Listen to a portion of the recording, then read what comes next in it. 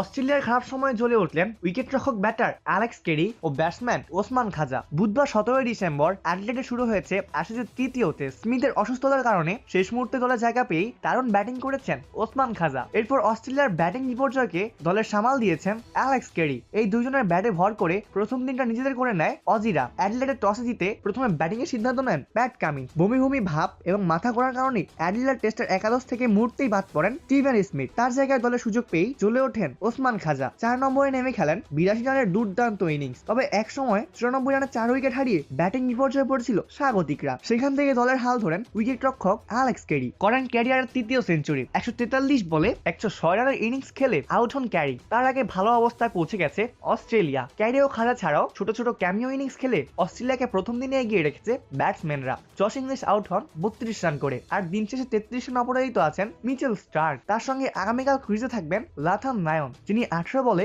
0 run করে অপরাজিত আছেন। দিন শেষে 8 উইকেট হারিয়ে অস্ট্রেলিয়ার সংগ্রহ দাঁড়িয়েছে 326 রানের। ইংল্যান্ডের হয়ে সবচেয়ে সফল বোলার ছিলেন জোফ্রা আর্চার। 29 রান খরচায় 3 উইকেট নেন এই পেসার। 2টি করে উইকেট পেয়েছেন ব্রাইটন কার্ডস ও উইল জ্যাক্স। অপূর্ব দাস, লেভাস নিউজ।